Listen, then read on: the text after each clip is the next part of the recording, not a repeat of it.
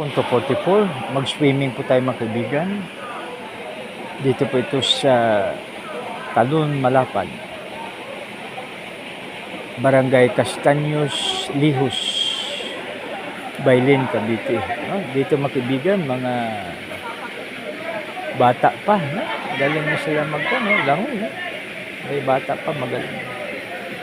So mga kaibigan, alam niyo po ba na kahit may mga guide yan, so dapat kailangan pa rin natin yung tinatawag na safety. No? So kaya may mga lifeguard po tayo.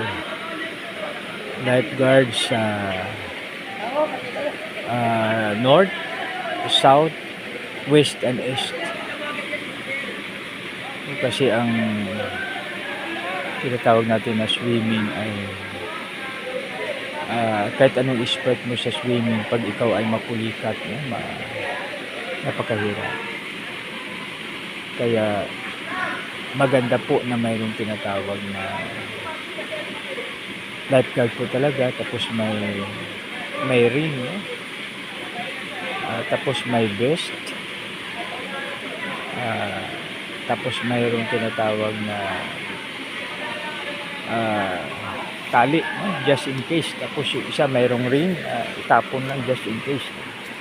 Kasi kung mapulika tayo sa tubig, makibigan, mahirap, no? Nadaanan din po ng abang lingkod, mapulikat habang naglalangoy, napakahirap, no? Kasi yung paa mo hindi na po makapunction, napakahirap siya. Pero ang the best defense natin ang tinatawag natin prayer, no? Na before you do something, pagkatiwala natin sa ating Panginoon upang tayo po ay gagabayan, no? So yung mga expert swimmer, no, nabalitaan po natin na tulad sa Matalon, bigla na lang bumulwak ang tubig. Kaya makibigan sa swimming tulad nitong mga talon ay dapat mayroon tayong tinatawag na mag-watch talaga sa video. Alam mo po ba na sa Bicol po makibigan, yung kami inaligo doon po ay mayroong mga taga-armed forces, no, na parang binabantayan nila yung nakalimutan ko kung anong place doon sa Bicol. Sabi nila, kuha na po kayo, ahon na po kayo, no? Dahil umulan kanina. So maya-maya bulwak na yung tubig, no? So talagang binabantayan po nila, no? So tulad nito na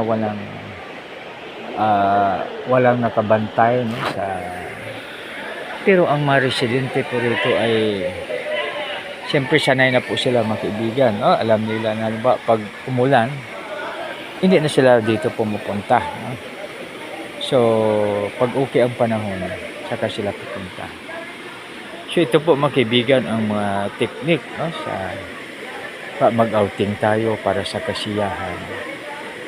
So hindi dapat na tayo ay malungkot sa ating pag-uwi. Kaya prayer po talaga ang